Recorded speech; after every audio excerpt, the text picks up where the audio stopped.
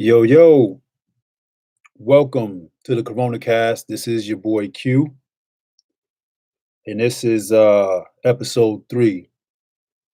So thank you for all of you who have subscribed to the channel, who have caught some of the streams either live or caught them on replay. I appreciate the love, I appreciate the support, and let's help grow the channel. First things first, the number of confirmed cases of corona in the United States as of today is 187,945. And the total reported number of deaths in the United States being 3,889, with 5,507 recoveries in the United States. And the number of confirmed cases in New York, I believe that's just the city, is 43,139. And the death toll is ranging anywhere from 932 to 1,200 deaths. So New York, we got to get it under control. And as a native New Yorker, this is really close to my heart. So we got to do what we got to do to get this virus under control in New York. I heard that the governor Cuomo has declared it like a state of emergency. And with New York being the biggest city in the United States, and with such a dense population, the virus has just spreaded rampantly throughout the city. I have a lot of family that's still there, so my thoughts and prayers are with you guys there, and I hope things get better there. Moving on. I wasn't going to hop on today, but in an effort to be consistent, I wanted to make sure I was able to hop on and just kind of get my thoughts out today and let you guys know what my experience has been this week or since the last time I spoke to you guys. And I've had a lot of blessings happen for me during this time.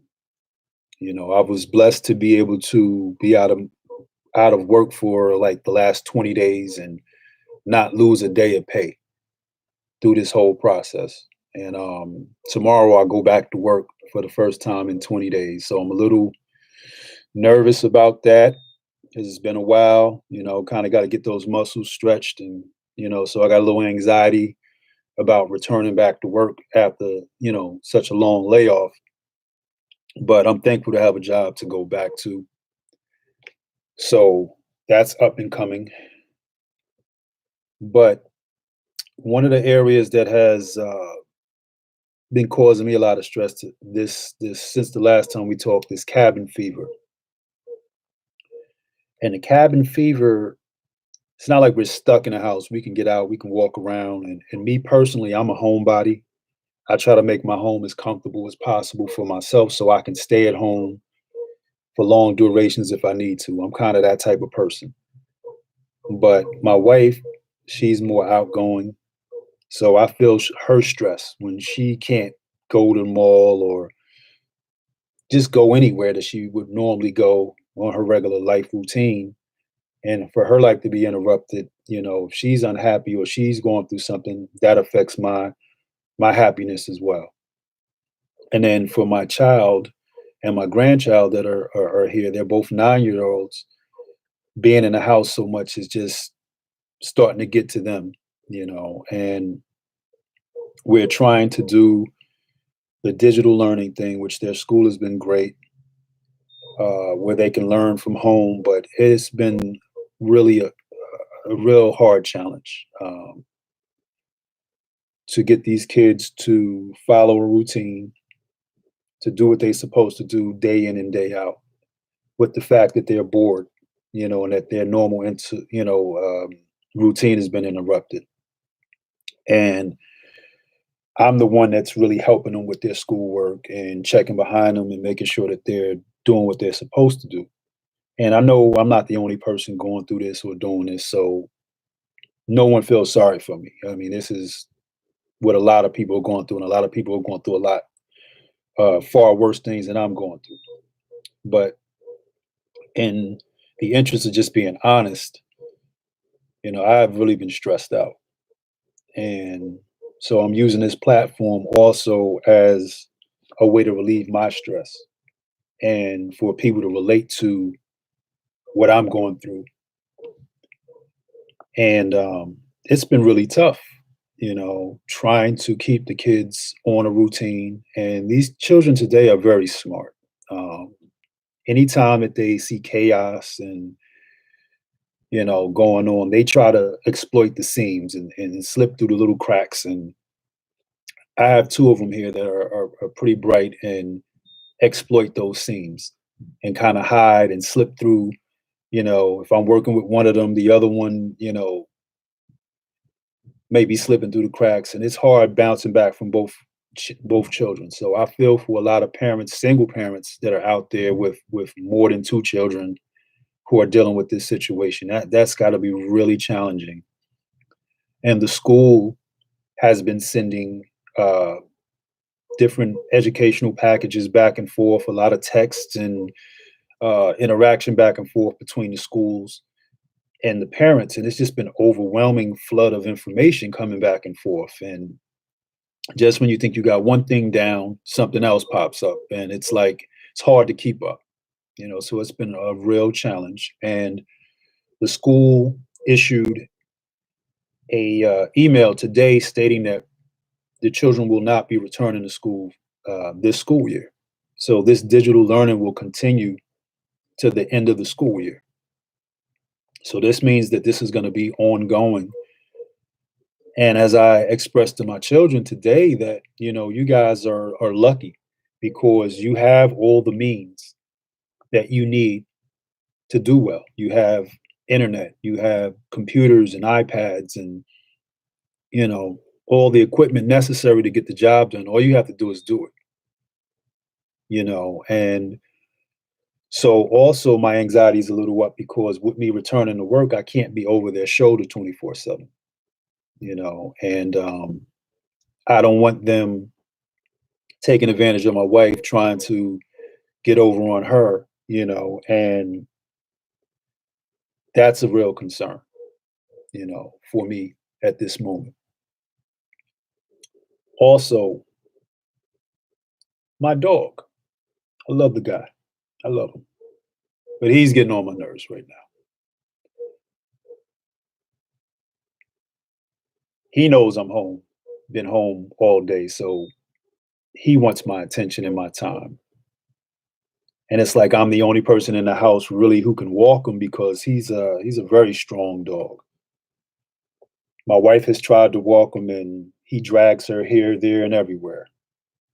And my stepdaughter that's here, she walks him every once in a while, but it's not consistent. So every time he starts barking, I feel like he's talking to me. His bark feels like he's calling my name every time he's barking, and I can't stand to hear him bark. So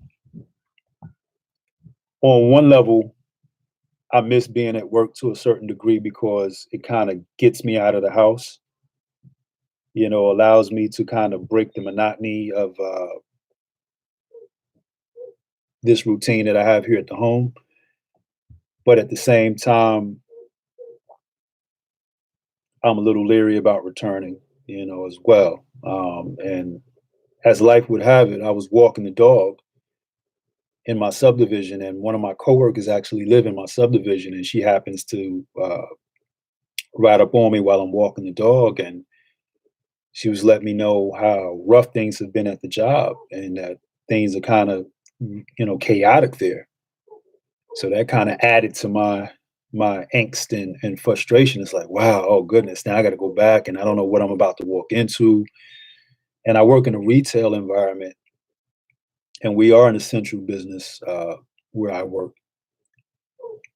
And even before all of this Corona stuff, my job was kind of stressful. And I was one of the individuals at my job that was looked upon to do a lot of different things. And, so now even more so with Corona in full swing and customers needing their products and different things that they want. So I just ask for prayers as I return back to work. I ask for strength for my mind and strength for my body, and for Lord, keep my spirit strong.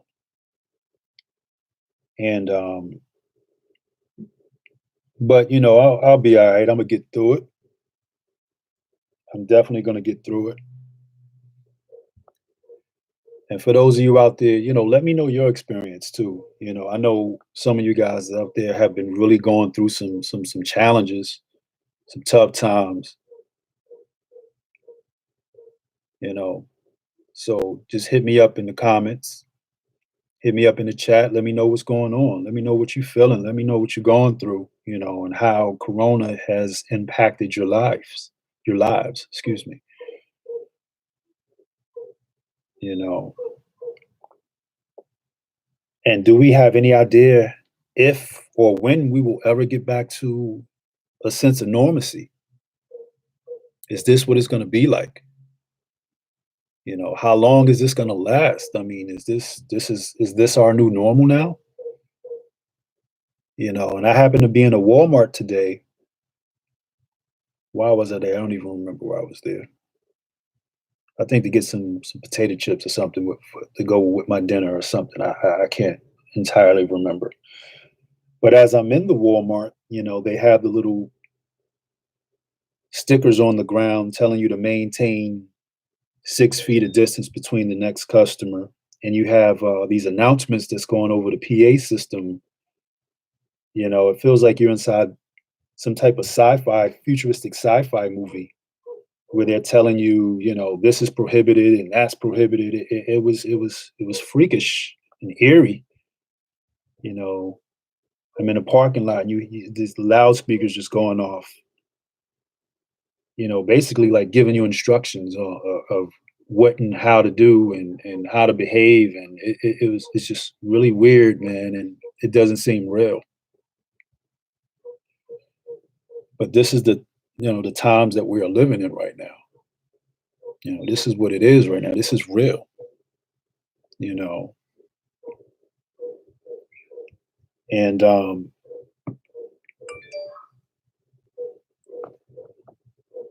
this is real, and this is really taking some getting used to. And I got some comments in the chat from Humble Pie. She's saying it better not be our new normal. I can't deal. And I know she's going through it worse than I am. She's got more kids to deal with than I do. And I don't think they're on digital learning. I think they have paper. And I know she's pulling her hair out. She's probably bald headed at the moment from pulling her hair out, dealing with that situation. And D. Clark says, Walking Dead. Yeah, it reminds me of The Walking Dead. We just don't have the corpses running after us right now. But that's exactly what it feels like. You know, but you keep hearing all over everywhere that we're going to get through this together. That's the catchphrase. We're going to get through this together, you know, but we shall soon see. And thank you guys for joining me in the chat. I really appreciate it. And tell a friend to tell a friend. I'm going to try to do these podcasts on Wednesdays, anywhere between 7 and 9 o'clock, depending on my work schedule and how tired I am. But the more you that join, the better this will be, and it'll grow a lot better. So I appreciate you guys for supporting me. Um, but Humble Pie, let me know how you doing out there. What's your experience been like being locked in place, as they call it? You know, yeah, I'm seeing some emojis pop in with some tears running down the eyes. I think a kiss was blown to me. Here's a kiss back. But we're gonna get through it, but it's hard to be optimistic all the time, because the situation is constantly evolving. You know, this 2-week quarantine keeps getting pushed back further and further. So I don't know where the starting point for the quarantine is. Where am I counting 2 weeks from? Because it feels like it's been over 2 weeks for me. And Humble Pie says, "Tell people to stop buying up things." Yeah, good luck with that. You know what it is. People panic. They usually buy water, but now we're going toilet paper crazy. You know, we're gonna be some clean booty people. With nowhere to go. So, that's what it is. That's what fear does to people. You know, fear makes people act in strange ways. And I guess toilet paper is the new gold. We may have to barter toilet paper. Actually, I heard a young lady in Walmart, it was about a week and a half ago or so, maybe about a week ago. She said she had to barter toilet paper for a mask with one of her neighbors. So that's the new currency also. So we're going to be trading toilet paper. This is some like prison type situation here. This is Oz 2.0, So hold on to your toilet paper, people. It's going to be valuable. It's the most valuable commodity that you have in this day and age. Buy stock in Charmin and Scott, you know. But that's what it is, y'all. That's exactly what it is, you know. But I keep going back to my fallback. It's going to get better because it has to. It has to, you know. Whew, it has to. And we have to figure out some type of situation for the children that are locked in place because these children have to be able to get off a certain level of frustration, a certain level of steam.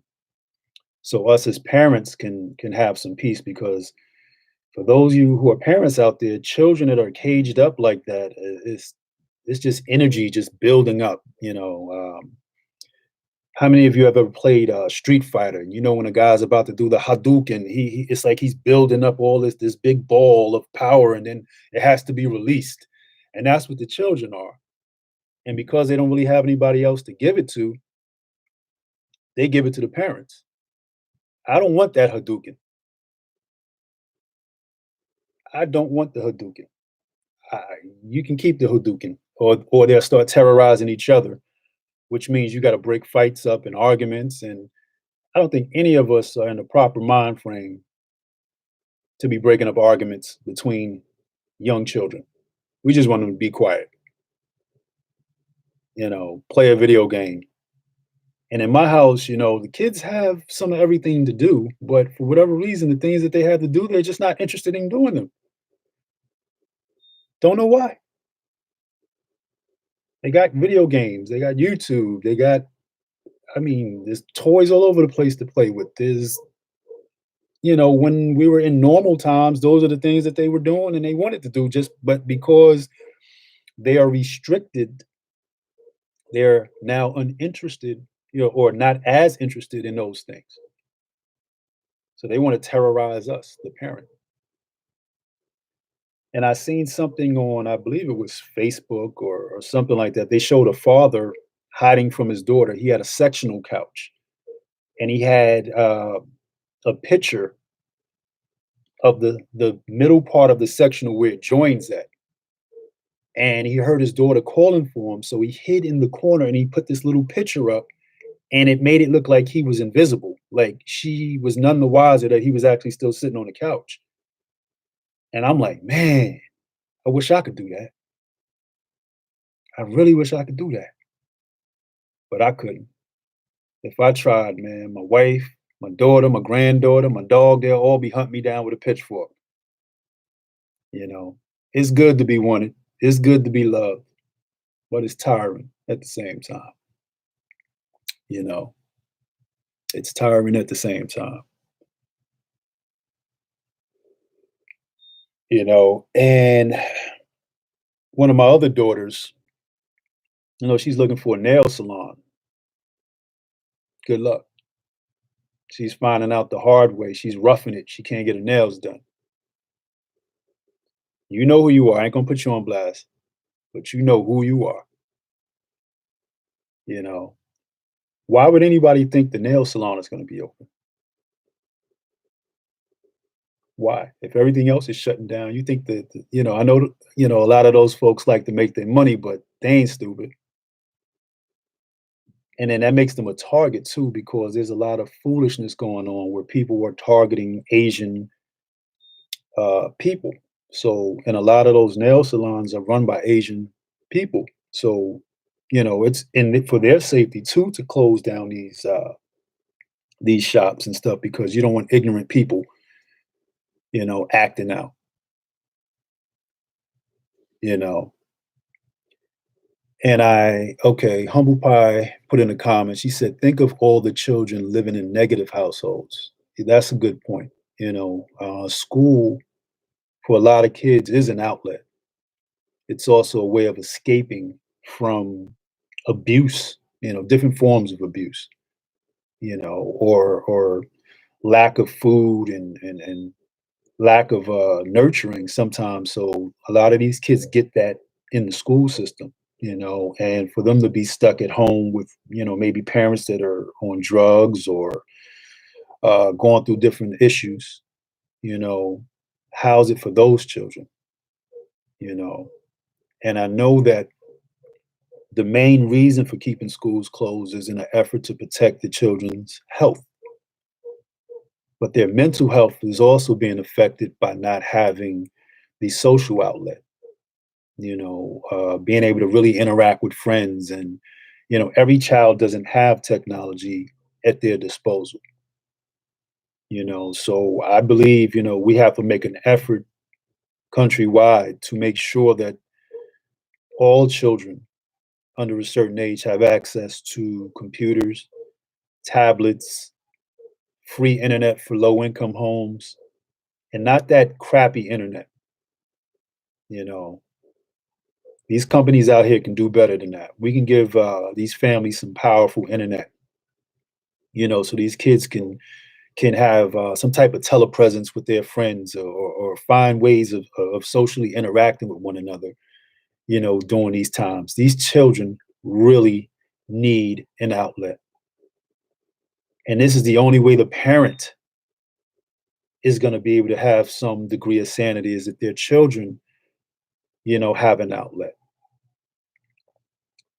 But also, guys, I'm reminded of something that, if you ever flown on an airplane, you hear that when you're in an airplane, that if you experience turbulence or any type of situation, that the aircraft is going through some rough times, they tell you to put your mask on first before attempting to help another person. And the reason for that, people, is because if you pass out, what good are you to the people around you? So I say this to say we have to take care of ourselves. And I'm speaking to the parents right now. We've got to find ways to keep ourselves functioning, be it exercise, eating better, giving ourselves 30 minutes to an hour of self time. Because you're no good to your children if you're weighed down, bombarded, if you're not getting your proper rest, taking your vitamins. You can't help your kids if you can't help yourself. And the children are depending on us.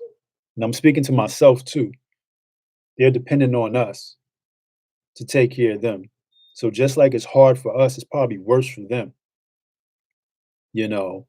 But in order to take care of them, we must first take care of ourselves. So we have to eat right. We have to exercise. We have to find some form of recreation for ourselves. And doing this sit down, I know that there are talents within all of us. There are certain things that you never had the time to do. You were just too busy to do. Life was just in the way. I don't want to say this is God doing this, but we have an opportunity to better ourselves during this time. So we've got to find ways to better ourselves, or use or discover those hidden talents, you know. And I get another question from Humble Pie about seeking mental health help. if you know you may need it. Yes, yes, for sure. Strong mind leads to strong body and a strong spirit. So you got to take care of that mind. It's nothing to be ashamed of. There's so many Americans who are going through mental health issues even before this. And now with this going on, I'm sure there are many more people who are discovering and probably didn't even realize they were going through things, but those things are being exposed, during this lockdown. So seek out mental health resources. There are plenty of them out there. Unfortunately, I don't have the numbers, or the proper websites to give you, but they're out there, you know, and it's nothing to be ashamed of. You know, sometimes the smartest thing you can do is say, I need help. That's the bravest thing you can do. Hey, I need help. I can't handle this. It's nothing to be ashamed of. You know, no one should look down on you for needing help. And if they do, shame on them. We all need someone to talk to sometimes. We all need that sometimes. So whenever you hear this cast, if this is you, if you're going through some struggles emotionally, mentally, and you need someone to talk to, find someone to talk to. That could be someone at your church, a close friend, or a professional. But don't go it alone. Don't think that you have to, carry the load all by yourself because you don't, you know. And we were made to be communal people. We weren't made to be alone or to try to do everything alone. It's better when there's two or more, but usually at least two.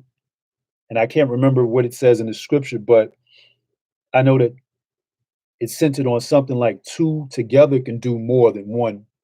If someone was to try to overtake you, having a second person can help you overthrow that person and you just doing it by yourself. So get that help you need. There's no shame in it, you know. So whoever's out there, any more questions you have, any comments, throw them at me.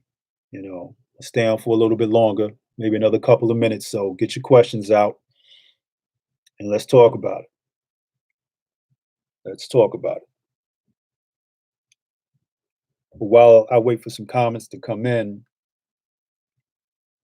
I'm gonna just get back to me returning to work. My wife tells me, don't try to fix everything in a day. Go to work, do what you can. Don't be a superhero. Hey, I got my, my Batman shirt on, but don't be Batman. Don't be Superman. Just be a man. Go to work, do what you can, and let that be that. And I have to make sure I tell myself that it's not my job to save the day. It's kind of how I'm built. When I work, I take it seriously. I'm one of those type of people that, try to go above and beyond, you know. But in this day and age, and with the situation being what it is and with my family needing me so much, I have to put them above the job. I have to do my job, of course, because I ain't no slacker. But I have to make sure I keep something in the tank for the family.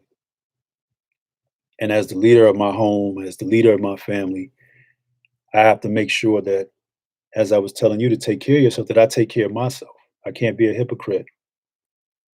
I have to make sure I'm taking care of myself so I can take care of my family because that's my primary job,